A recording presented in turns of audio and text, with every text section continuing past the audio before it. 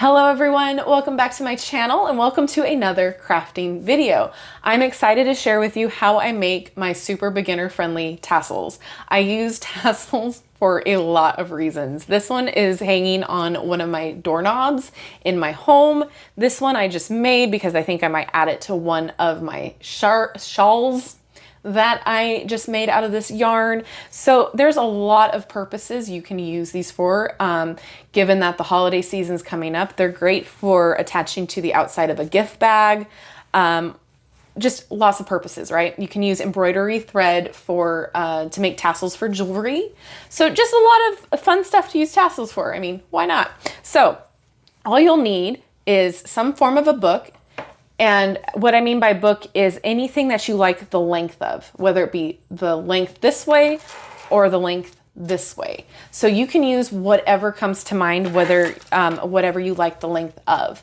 Now this is your general theory and the way that tassel makers work that you can buy at craft stores. However, if you're a crafter, you already have everything in front of you you need to make tassels. And what I like about this is that it's customizable and accessible for everyone. You don't have to be confined to the lengths that the tassel makers at the stores have you make. So that being said, a book, your choice of materials. I'm using two different yarns today. I'm using a bulky yarn for the main color of the tassel. So for this part, and then I'm using weight 4 for the center band and then the attaching yarn there. And then some scissors and some yarn needles. That's it. Basic. And you don't really technically need the yarn needles.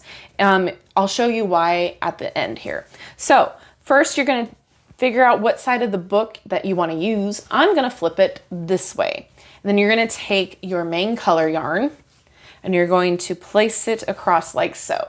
So your ending point will be at the bottom of the book here. And you're going to hold it like that and just wrap. Now, if you want to make multiple tassels of the same size, you're going to want to count how many times you're wrapping the yarn around the book. I, on this part, don't care because this is just an example yarn. So I'm going to just eyeball it and wrap however much I feel like would be a good size tassel. And you can also kind of just eyeball the sides too when you put the book like this to see how thick it would be, and then keep going. Hopefully that makes sense, because it's a mirror opposite of what it is, right? So it's great for scrap yarn. And if you are a knitter, crocheter, you know you have a ton of scrap yarn. So in order to use all that up, you can't make a blanket or a scarf out of it. Let's make a tassel out of it. So I'm going to just wrap it a couple more times here, and I think that's good. And now you just use your scissors, cut that little end piece off, and you're done with this. Sorry, the dogs were barking at a neighbor. So this is the part where we're going to use the accent color. That's where it comes in. Now you can continue to use the main body color here, but I'm going to show you in the accent color because you can probably see a little easier about what I'm doing. So you're going to take and pull off a few little lengths here of your accent color, and you're going to place it and slide it between the book and the yarn. And then you are going to pull it up toward the top of your book here so that it's even. Okay. And you're going to decide how much length you want to use. This is what is going to become this part here. So if I wanted to put it around a doorknob, I want to make sure I have enough length to do so. If I'm going to sew it into my scarves, weave it in there, then I want to make sure I have enough length to do that. So I always err on the caution of more because we can't put it back on. So that's going to be good enough. And now we're going to take this part of the yarn, just tie it once and pull it down. Okay. Now, holding on to this part, we're going to shimmy it off the book. No books are harmed while filming this video. All right, and we are done with the book. So now we're going to take this knot that we just made, pull it tight, and knot it one more time. So you'll have a double knot. All right. And then I'm just gonna let these be because I don't know what I'm gonna do with this just yet. I'm gonna let it be. And now we're gonna take more of this accent color and we're gonna hold this between our 2 fingers, place that in there, and then we're going to loop it around our thumb like this. So that creates a loop.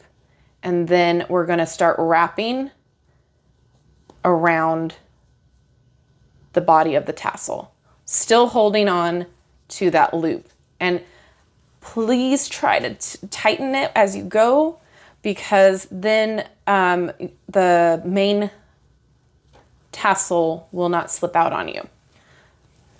All right, so you just keep going and going until you get to the correct thickness that you want around your yarn. Okay, so I'm gonna now cut that portion off. We're done with this. And now we have that tail end that we just cut off. We're gonna slip it through that loop that we made. So this is what's called a gathering knot. So slip it through and then find that other end at the top, and we're gonna pull both of them tight. Okay, tight like that. And now we can kind of go in and adjust the band, make it look pretty. And I'm not gonna do too much of it because I don't care at this moment. Okay, so then it should look like this. And what we're gonna do now is take our yarn needle and tuck in that top thread so it doesn't hang over like this. We're just gonna take the needle, and this is where I said you might not need a needle. If you don't have one, you can probably just tuck it through with a pencil or with a bobby pin. So if you don't have a needle, don't fret. And you're just gonna take it, push it through that band and down. So that way you have a nice solid band around your tassel, okay? And last but not least, we're gonna go through and cut the loops in half. So that way it's free tassel. Okay. You wanna make sure you get all the little loops, and sometimes a few will rebel. Okay, so now you have a quick and easy tassel, and I just found another loop. So then all you gotta do is take it between your fingers like this, like you're cutting hair, and kind of just trim it up and make it even across the way. Boom, boom, boom.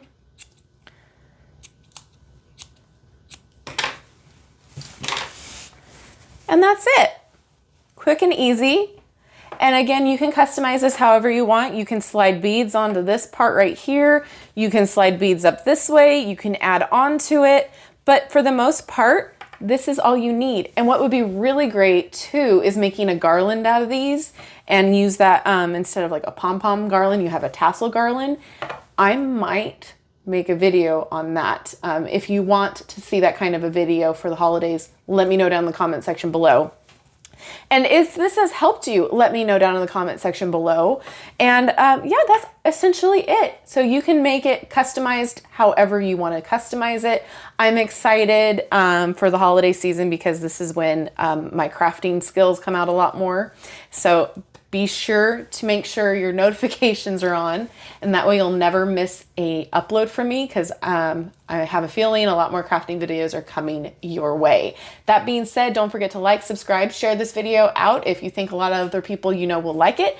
And yeah, thank you so much for watching, and I will see you in my next video. Bye-bye.